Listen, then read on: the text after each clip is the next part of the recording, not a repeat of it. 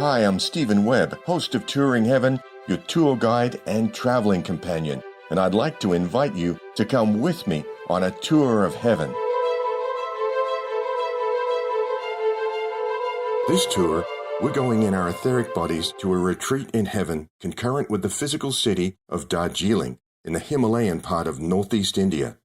We'll be visiting the etheric level of the Himalayas, so expect alpine views, pine forests, snow-capped mountains around us, and a dazzling palace of light, even more impressive than a Taj Mahal. You'd be right if you're thinking this is going to be spectacular. It is, but even more important than the fabulous setting is the person we're going to see and hopefully talk to. A quick note, if this is your first episode and you haven't heard the introduction for Touring Heaven, now might be a good time to skip back to it for an orientation so you have an understanding of how we get there. Now let's get oriented for this tour. Remember when we were in Kuan Yin's Temple of Mercy in the Green Hills near etheric Beijing, and our guiding master told us that all the religions are integrated in heaven. They're all one understanding and devotion to the one God. The saint we're about to see in Darjeeling, in the Temple of Goodwill, embodies that very principle of unity. The hierarch of this heavenly retreat is the Ascended Master El Morya, who in his physical lives with us was a principled and visionary leader, lifetime after lifetime. In one of his most famous lives, this saint even tried to integrate the world's religions, here in the physical octave. It's documented in the 17th century history of India, as we'll see in a few moments. What's different about El Morya, compared to the other masters we've visited, is that he ascended only 120 or so years ago. As a get-it-done kind of master, he's been engaged in recruiting and teaching and the ongoing sponsorship of his students like us every day since he ascended. In this introductory visit, we are going to Darjeeling to see El Morya. But often, this is the master who comes to you, where you are in the physical. He knows you need his unseen protection and sponsorship, even when you don't know it. He makes the effort to contact you because he knows exactly who you are, from many lifetimes of sharing the course of history and being a contemporary with him. He knows the history of your soul, your latent divinity, and that you and I have actual weaknesses and strengths he can improve and work with for the light. If you're going to lovingly trust a master, maybe like you trust a great sports coach, and try to think on his or her far-seeing wavelength every day, you'd want to know his or her credentials. What victories have they won? What teams have they been on? And what have they learned in order to become immortal and a holy teacher? If they're going to set the divine standard for your performance, your devotion, and your integrity when you're trusted with power, how have they proven themselves in the physical world? Who were they in history? What did they do when they were in positions of power and responsibility? We're going to Darjeeling in just a moment to meet the master and to ask about who he was in history. I happen to know that there are many brothers and sisters of light in a holy order there who would be happy to share some background with us on the master's previous lives. El Morya himself is more interested in our present and future engagement with the fire of God, waiting to unfold within us. But he does understand how important it is for us to know how he was tested by God many times in every life, and how he's more than earned the right to teach us. Oh, and there's one more thing you should know. El Morya respects doers. People of light who, like him, want to get things done right, because that's how civilization evolves. So, are you up for this? A visit with the coach? The key is to observe the master. You can figure out his standards by watching and listening and looking for the twinkle in his eye and his sense of humor. This is the master who, when things in the world are difficult, says, a twinkle of mirth is needed on earth. El Morya knows timing and pacing, when to lighten up, and when to chivvy along the doers and the dreamers so good things actually get done on time. Like the master, we're about right action too. So with our hands holding on tight to our blue and white angel escorts, we're up and on our way in our etheric bodies to the snowy Himalayas. By the speed of thought, We're high over the etheric level of the Himalayas and looking down on pine forests on the steep hills around Darjeeling. It's daytime here, and there's the Temple of Goodwill, set in gardens surrounded by forest, with snow-capped mountains behind. The thick walls are a glistening, brilliant white. Closer to Moorish architecture than Indian, we can see that it's huge. It's a square complex with 4 grand minaret towers, one at each corner, and with an unusual dome over the center. Rather than being rounded, the dome is blue and flame-shaped. Closer to the ground, we see the white-walled gatehouse, some distance from the palace, and that's where the angels gently land. We see that the way into the beautiful walled grounds of the Temple of Goodwill is through the gatehouse. However, we see someone moving around inside behind the gates who gives us pause. An awkward figure slowly pulls one gate slightly open and stares out at us. "Who are you?" He's gruff and startling to look at, with unkempt hair and straggly whiskers. We introduce ourselves, our minds spinning to cope with the unexpected.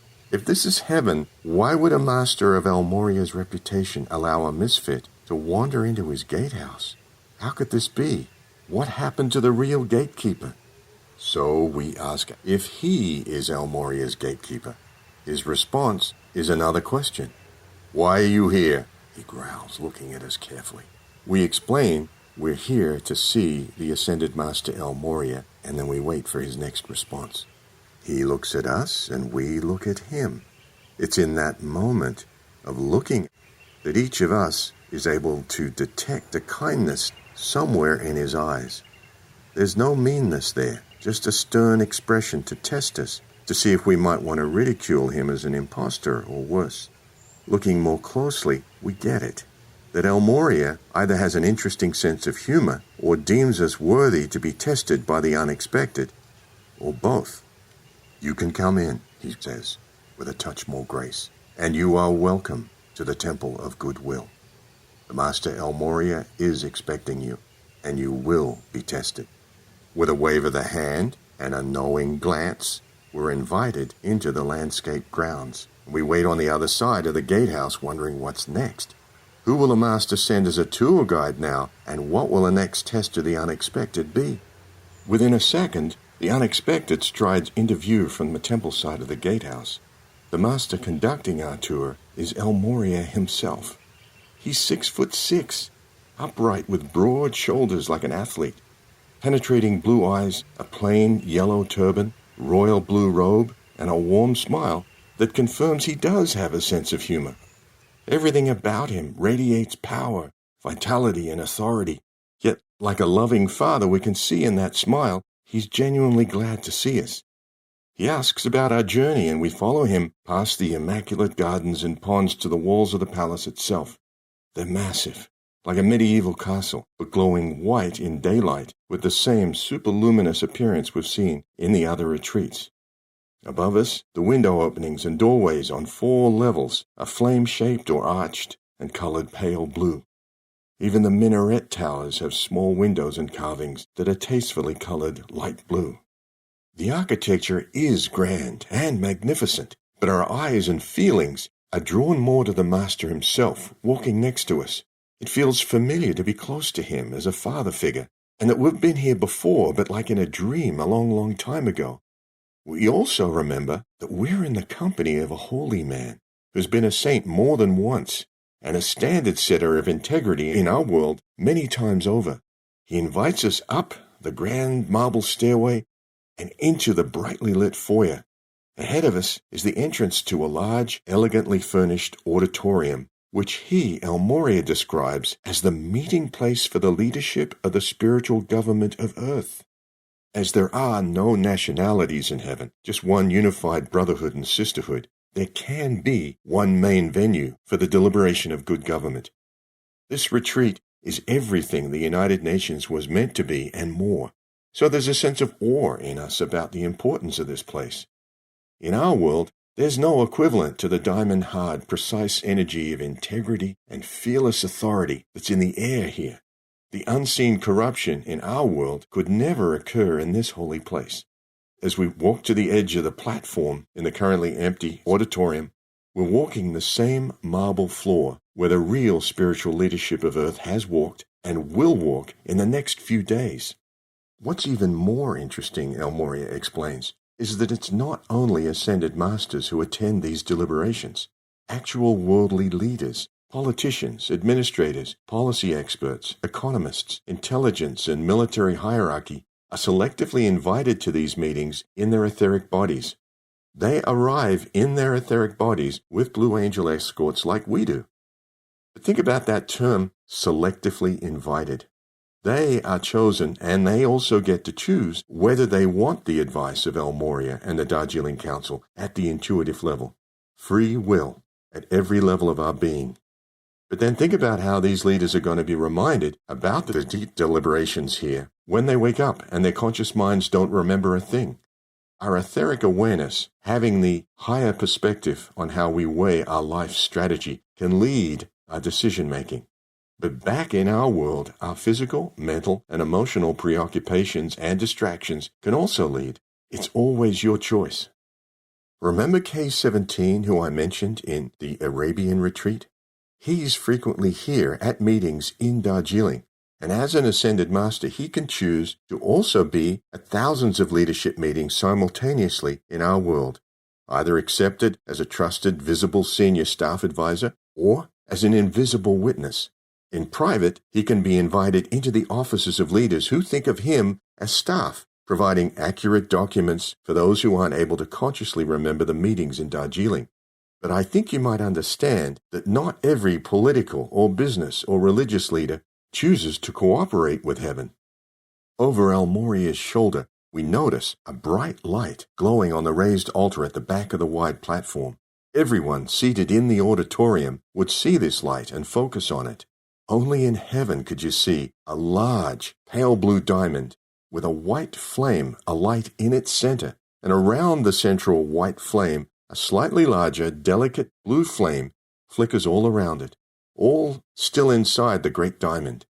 And then 3 stately figures, dressed in royal blue robes and light blue sashes, come up the stairs to the platform, approach the altar, and stand still in reverence. El Morya acknowledges them and guides us along the aisles to the far upper end of the auditorium. As we walk, he quietly explains that he is the hierarch of a holy order in the Temple of Goodwill, known as the Brothers of the Diamond Heart. And as a holy order of ascended beings, sons and daughters of God, they are conductors for all humanity of the frequencies and vibrations of the aspects of God that establish and maintain effective organization and good government in our world. They have the holy office and God-given authority to command and direct Archangel Michael and the Blue Angels, or angels of the first ray, to deliver aspects of divine energy into the presence of the Christ selves of all who create and manage successful organized movements, including governments. These engrafted energies of the Word are directed to convey, through the radiance of angels, the will of God for envisioning, planning, organizing, developing, and implementing ideas, solutions, and policies in every nation. It hadn't occurred to us that this was needed or possible. El Morya reminds us that the nations have free will to choose anarchy and self-destruction or a golden age, the difference between cavemen and civilization. And the feeling behind these energies of the will of God is great compassion for humanity and concern for our welfare. The nature of the first ray energy is strength, courage, determination, protection, and the standard of perfection. Leaders and members of groups tend to go astray through political and personal distractions if they don't receive radiant reinforcement of these qualities. Those who attempt to act in good faith to further the divine plan toward the coming golden age deserve divine assistance. The 3 brothers at the altar are now praying aloud in unison, so we keep our distance and listen. The sound is something we don't hear often on earth. Simultaneous command and devotion to Archangel Michael, all in unison. We then follow the Master's gesture out into the carpeted hallway and begin to tour the many studios and schoolrooms just off the main auditorium. El Morya explains that these are the actual rooms where public servants, business, and elected leaders are taught between lifetimes and in their etheric bodies during sleep. We discreetly look into each room to see who's there. The master smiles when it's clear we don't recognize anyone we know from our network news. At the moment, it doesn't seem to be that busy, and the few meetings going on are informal. Now, Morya tells us that all who specialize in various kinds of leadership in our world come here at one time or another, formally or informally. The best leaders are frequent travelers, renewing and refreshing their own understanding of the intricacies of the will of God in their particular area of politics, government, religion, business, finance, or education. Then, El Morya takes us up to the second floor and amazingly shows us his own quarters, his study, his libraries, and the formal meeting rooms for members of the Darjeeling Council. And one interesting recurring visual theme here and there around El Morya's personal space are the clusters of little blue petal flowers. And we smile as we recognize them from our world as forget-me-nots. This is El Morya using the name of these humble little flowers as a visual reminder, as a plea to keep in contact with him through prayer. The hundreds of beautiful, old-looking, leather-bound books on mahogany shelves catch our attention, and it's impossible to resist touching them. Some of the titles are unreadable, at least to us, but there's no dust on them. They look new, but they can't be. The diagrams and ancient-looking prose and what seems to be mathematical treatises are written in ink as if they were original manuscripts. And when we look up, we realize El Morya is moving on with the tour. And we follow him out into a foyer and then into another auditorium on this level, large enough to seat several hundred ascended and unascended masters. This smaller auditorium, he says, is used more often each week to discuss international problems and how they can be resolved. Then we go up a beautiful blue-carpeted stairway to the third floor, and carved into the white marble walls, we can see blue lotuses combined with intricate carvings in Indian and Tibetan designs. And as we gaze at them, some begin to change shape. Even though these are carved into marble, they can be changed at will for functional purposes, not just as decoration. The designs come from the mind of God and are used to precipitate divine ideas into useful action in heaven as well as in our world. The designs are beautiful to look at, but we have no idea what they mean. Then there's an even bigger surprise we don't yet understand as El Morya opens the doors to a flame room. The vibration here is an intense, even pulsation, even greater than the diamond flame in the main auditorium. Here, the walls are a sparkling, iridescent white, while the floor and ceiling are royal blue. The flame of the will of God in the center of the room is also royal blue, flickering through deeper and brighter shades. The pulsing, rhythmic feeling is intense and majestic beyond words. Beneath the flame itself we can see, inlaid into the floor, a mosaic of divine geometry, also beyond our understanding. But our eye goes back to the brilliant blues of the flame because there's nothing in the physical world to compare with a steady fire that has no fuel, and yet we can feel its radiance, not as heat, but as an intense positive feeling of protection, determination, order, vitality, and perfection. El Morya comments that the positive feeling is freely available to us in the physical world if we want it. Step down a level or two, if we ask for it through prayer, meditation, and invocation. You have to ask for it, he says. Draw it to you. To ask for it, you have to know it exists, and it's to be used in balance with wisdom and love. For an introductory tour, there's a lot here to take in. El Morya sees this and assures us, you are welcome to come back to study what you need at a pace unique to you. And then tells us there's a fourth floor. So we take the carpeted stairway up to a spacious layout of prayer rooms and meditation alcoves by windows, and then another stairway up to the roof. In the bright sunlight, we shade our eyes from the reflection of myriad iridescent tiles covering the enormous blue flame-shaped dome above us.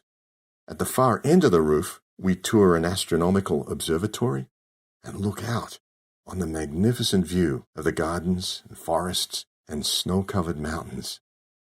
Even with our hands resting on the marble balustrade on the roof, we're still pulsing in rhythm with the royal blue flame on the 3rd floor. It's embedded in us, as if we're going to retain that powerful feeling forever as part of our own pulse. But we'd like to know more about El Morya himself. How does he have the time to meet with us when he clearly has a lot of responsibilities? Can he divide time? We appreciate his generosity and his care in showing us the retreat, but what about his reputation for being stern? He doesn't seem all that stern now. El Morya acknowledges our interest with a smile, and we follow him downstairs from the roof into a living room on the 2nd floor with more soft blue carpet underfoot. We're invited to sit in comfortable lounge chairs in front of a cheerful fireplace as he listens to our questions. And meeting his gaze, we can sort of tell there's a twinkle in his eye as he responds, thoughtfully. For a long period of time, he says, individuals have intimated to mankind that I, Morya El, am extremely stern.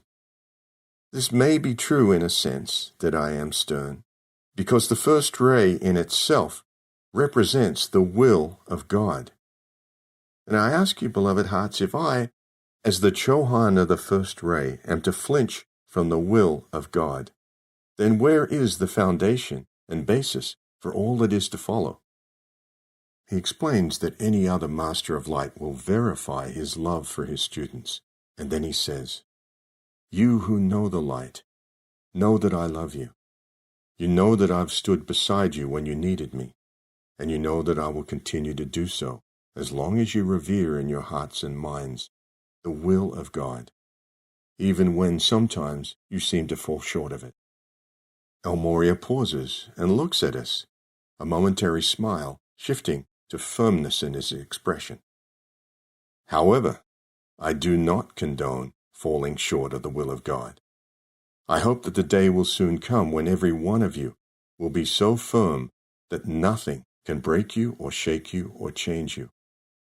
I await the day when you are ready to give your all to the light, as we have done."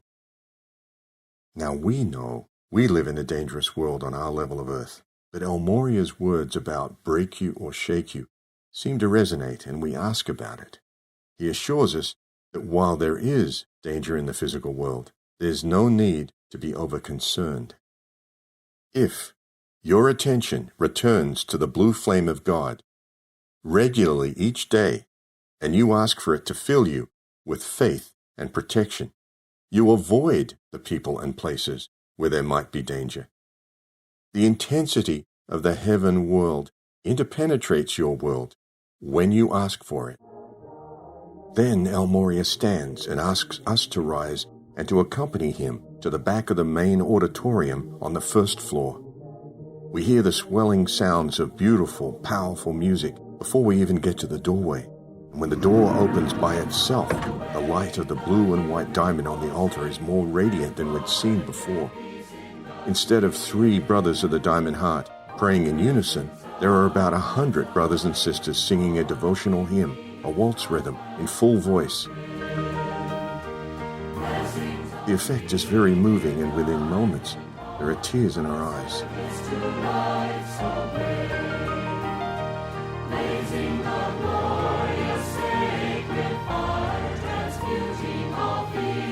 The words about a diamond heart are in English, but being there is more about absorbing the soaring feeling of strength rather than understanding every word.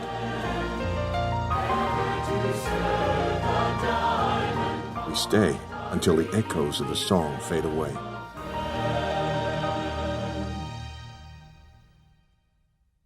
In silence, the Master ushers us out of the auditorium, and as we walk toward the main foyer and onto the grand stairway outside, he explains the ceremony we'd witnessed. He says, "If you recall, I spoke to you earlier, that I await the day when you are ready to give your all to the light as we have done. There are those on earth who have, over many lifetimes, made themselves ready. You witnessed the end of a ceremony, which was to add impetus, the engrafted word, to the being of those who stand for the light in your world. The intensity of heaven interpenetrates earth on request. If you were to meet those of whom I speak, you would not recognize them by their appearance, but by their works. Just then 2 sisters of the Order of the Diamond Heart appear on either side of El Morya. The master bows to us, smiles, and excuses himself to take care of the business of heaven somewhere else in the retreat. The sisters, in their blue robes, introduce themselves and ask if we're keeping up with the master's answers to our questions. They're impressive, regal ladies, to say the least, each having an upright bearing, yet they're friendly and informal to us. They invite us to walk along the broad pathway through the fragrant gardens, and we find, as impressive as they are to look at, they're actually comforting to be with, like El Morya. Where are the ladies like this on our level of earth, you wonder? But then, more important questions come back to mind, like, what were El Morya's previous lives that he so modestly declined to tell us about? The sisters smile, and with a glance decide which of them will begin to explain while we walk. We are permitted to describe only a few of El Morya's past lives, the blue-eyed sister says. Some of them without personal names, such as the master mason who built the great pyramids of Giza in the prehistory of Egypt.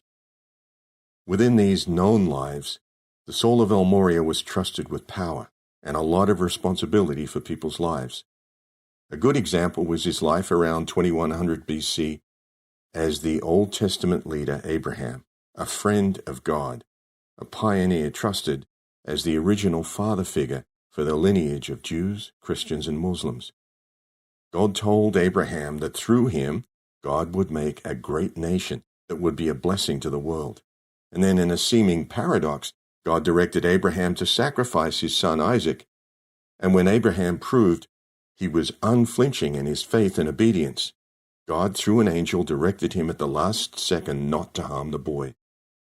So someone who is trusted with great long-term power has the right and the need to be tested in faith and obedience to God. The taller sister with brown eyes then follows on with the chronological thread of El Morya's lives. In a subsequent life, she begins as we walk under flowering trees. El Morya was one of the early influences of Athenian democracy in ancient Greece. Following that life, he was the Zoroastrian Persian king Melchior, one of the 3 wise men who from a great distance anticipated Jesus' birth, brought carefully considered gifts to him in Bethlehem, and wisely didn't tell King Herod where the infant was. Then, several centuries later, around 450 AD, she continues, I can tell you that the soul of El Morya was embodied as King Arthur in post-Roman Britain, entrusted with the most powerful military in Britain at the time, as well as the inner Christian mystery of the Holy Grail. The Grail mystery is more than the symbolic cup. It's the quest to balance the God-given threefold flame in the cup of the etheric heart, through service. The testing of power and principle for King Arthur was not only to win 12 battles against outer enemy kings, but to exercise discernment of spirits and not discount the enemy within the palace. Within Camelot, there were trusted relatives and dependents who were actually practitioners of black magic and witchcraft, manipulators of rumors, lies, and intrigue. These betrayers, by their willful gossip, eventually destroyed Camelot. For Arthur, outward military strength was not enough. Identifying and expelling the enemy from within was the hard lesson and principle learned. This was a bit surprising for us, to hear that El Morya in that life had not been perfect, and had been at the center of, in effect, the school of hard knocks. The sisters apparently discern that we need time to think about this, and after a few moments, we want to know what happened next. Well, if we follow the timeline of both history and testing, the first sister says, picking up the thread. From 1118 to 1170, Morya was embodied as Thomas Becket, the friend of the English king, Henry II. Becket advised the king on principle not to reward him with two conflicting high offices, Lord Chancellor of England and Archbishop of Canterbury. King Henry II expected Becket to make a convenience of the two offices, mixing and breaking the laws of church and state whenever needed. And when Becket repeatedly refused to compromise the laws of England, the king shouted, "Will no one rid me of this troublesome priest?" 4 knights took the king seriously and murdered Becket at his altar in Canterbury. In the following months, hundreds of miracles occurred across England, attributed to the soul of Saint Thomas Becket. We keep going, she continues, and around 1320 to 1390, the same holy soul embodied in Russia as another saint, Saint Sergius, a humble monk living in the pine forests who was recognized by a Christian bishop as a healer and holy man at a time when Russia was dominated by Tatar rulers, descendants of Genghis Khan. By 1380, aged 60, Sergius was well known in Russia as a holy sage. He advised and blessed a young Moscow prince, Dmitry Donskoy, before a great battle against the Tatars at Kulikovo. The 60,000 Russians were outnumbered by more than 2 to 1, but won the battle with timing and tactics. This victory became the beginning of the hard-won sovereignty of Russia, and St. Sergius is still known as the patron saint of Russia. If only the Russians knew they could visit him at night here in Darjeeling. I can add that the path didn't simply conclude in sainthood or patronage for one country, the Tall Sister offers. The testings of God for Morya were relentless. We know from the Akashic records of God 3 centuries later, from 1478 to 1535, he was back in England as a lawyer and administrator for the crown. He was Sir Thomas More. Again, he held the highest offices in England to help guide his dangerous friend, whose soul was now re-embodied as King Henry VIII. King Henry VIII repeated similar expectations of compromise from More concerning the laws of church and state as Henry II had. This was the repetition of the same test Henry II had failed 365 years earlier. Sir Thomas More was determined to pass the tests of integrity, selflessness, and non-retaliation. Henry VIII wanted to divorce and remarry and create a separate church under his own control. Sir Thomas More courteously refused to support his lawless monarch, again on principle, and this time the king used the courts to secure his beheading. Sir Thomas More's last words on the scaffold were, "I die the king's good servant, but God's first." For us, this takes a moment to sink in, to contemplate the sacrifice of a life for a principle of integrity. We have to slow down and stop. We ask, in that life, Thomas More passed his tests, but the soul of Henry didn't. For the second time? That's right, the first sister answers. Let's keep walking. Then we're not talking centuries, just 7 years later, by your time, in 1542, the same soul of Morya, undeterred by the difficult end to that life in England, was reborn in India as the son of the Muslim emperor. That son grew up to be Akbar the Great. Akbar re-established the empire of his forefathers, but on principle included Hindus in the governing class, an unheard-of civic innovation in the late 1500s in the Islamic world. He went further and abolished the pilgrimage tax that Hindus had been forced to pay when they visited their holy sites. This was Akbar, an innovative military leader and administrator who created enough peace in his empire to be able to launch an integrated faith of all the known religions of his time. By his mastery of all of the elements of government, he could afford to look past religious favoritism and support the latent divinity in all his people.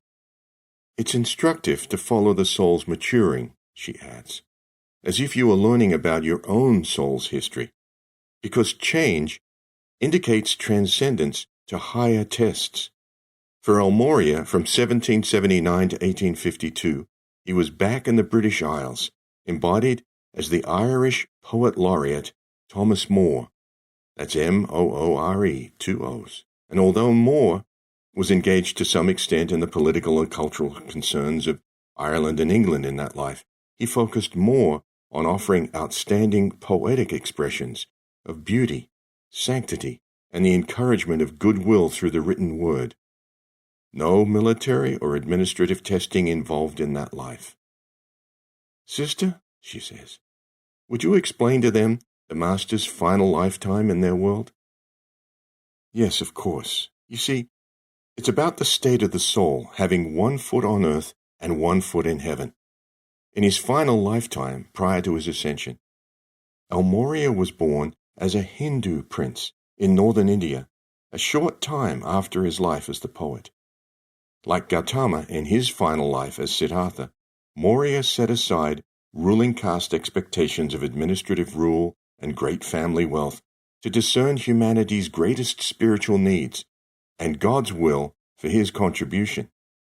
This life was the integration of all of the tests that Morya's soul had passed in his previous lives. Proof of courage, certainty, power, forthrightness, self-reliance, dependability, faith, and initiative at the highest levels of responsibility.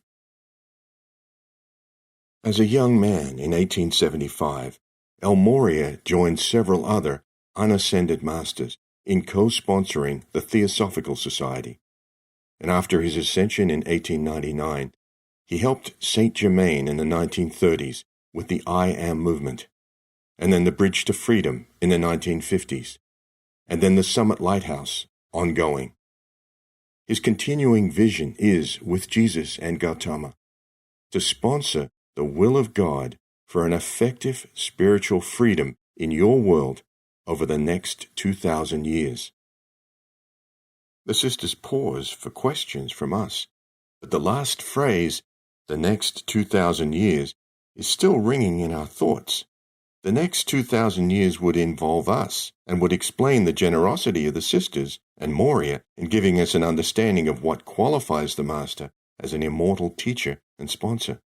While we're thinking, the two sisters turn to look across the gardens at the main stairway to the retreat. Ah, we see the Master now, the first sister says. I think he may want to invite each of you to visit us again. And moments later the Master does exactly that, drawing us closer around him. You are welcome, he says, to come to our Palace of Light here in Darjeeling, while your body is asleep safely in your homes. As often as you want, come to our fireside, warm yourselves and partake of our Holy Communion at the altar. You have your path to God as we have here. Ours is to show you what is possible. Yours is to choose what you will do with the life you have. Morya looks up as our escorting angels appear as a bright flurry of blue and white auras over the nearby lawns. He smiles and noticeably doesn't say goodbye, but von dir, as if he's expecting he'll be seeing us in a few days. It's apparent he has confidence in us that we'll retain some of the intensity of the blue flame from the main altar when our conscious mind wonders about an unclear dream in the morning. An instant later we rise into the air, holding onto the strong shoulder of our angel, pondering what our past lives have been like. What does he see in us, we wonder, that he would take the time to encourage us and to say we're welcome to come back any time we want? Who are we? There's a pattern of trust, faith, and generosity that we've noticed in each of the masters we've visited. We've heard often enough that we should have faith in God. Our experience in these retreats shows us that God, personified in his sons and daughters, seems to have amazing faith in us. It's that thought that there's something worthwhile in us, and we are in our own way like Abraham over 4,000 years ago, putting his life and family into motion across the desert because God told him, possibly in one of the retreats, "Get out of your country and from your kindred and from your father's house to a land that I will show you." The soul of El Morya has been through thousands of those new beginnings, the path through the wilderness, the unexplained mission, the testing, life after life. If he's done it and is offering to show us how, we can do it too in the life we've been given. Our angels don't wait around over the snowy Himalayas, and at the speed of thought are taking us each in a straight line to our homes and our sleeping body. Fast forward to daylight, and with no conscious awareness that we were in heaven last night, I should at least help anchor in your conscious mind that our reference source or encyclopedia for each of our tours of heaven is, of course, the Masters and their retreats. You can browse the table of contents or buy the book on AscendedMasterSpiritualRetreats.com, and you can reach me there by email. I should also refer you to some other books that are really helpful if you want to know more about El Morya. Read The Chila and the Path as a starting point. Chila generally means student. Then there's a trilogy from the Master himself. Morya and You, Love. Morya and You, Wisdom. And Morya and You, Power. You can read the descriptions on AscendedMasterSpiritualRetreats.com.